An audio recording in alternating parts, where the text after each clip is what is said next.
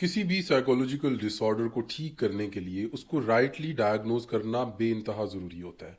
मेरे पास ऐसे लोग आते हैं कि जिनको कई कई साल गुजर जाते हैं, वो ठीक से डायग्नोज ही नहीं कर पाते कि उनके साथ प्रॉब्लम क्या है।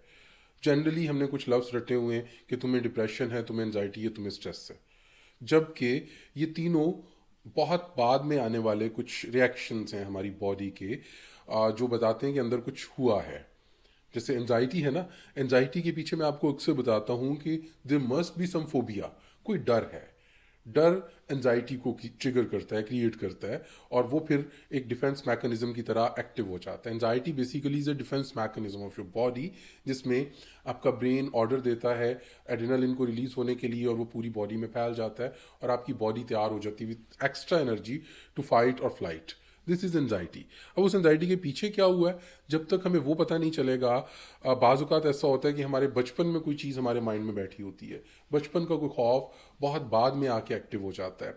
लाइक एक बंदा बचपन में किसी चीज़ से डरा, किसी जंगल में गया और वहाँ पे उसको डर लगा था, वो चीज़ उसके माइंड में बैठ गई, लेकिन फिर उसकी ज़िंदगी नॉर्मल हो गई, सब नॉर्मल चलता रहा। फिर एक वक्त आया कि वो एक जंगल से गुजर रहा था और उस जंगल में जाके अचानक उसकी गाड़ी बंद हो गई। तो वो जो बचपन का फोबिया था, वो उस टाइम पे उसको रिकॉल मिला, वो ट्रिगर हो गया, और ऐड ऑन करके अब वो बंदा वहाँ पे जंगल में पैनिक हो गया, उसको इर्द गिर्द कोई हेल्प नज़र नहीं आई और उसका पैनिक बहुत बढ़ गया। उसने आधा घंटा एक घंटा उसी चीज़ में गुजारा, फिर कोई रेस्क्यू या कोई बंदा आ गया, उसने उसकी हेल्प की, उसे वहाँ से निकाल दिया। बट इस चीज़ ने उसके माइंड के अंदर एक फोबिया बिठा दिया। That might be an agoraphobia. उसके माइंड के अंदर ट्रिगर हो जाए कि आज के बाद मैं ऐसे ट्रैवल ही नहीं करूंगा, मैं जंगल के रास्ते से जाऊंगा ही नहीं, मैं गाड़ी ही नहीं चलाऊंगा। तो वो ट्रिगर हो गया। अब वो बैठा कब था? बचपन में। वो ट्रिगर कब हुआ? आके उसकी जवानी में, जब उसको रिकॉल मिला, सेम जंगल वाली स्टोरी एक्टिव हो गई।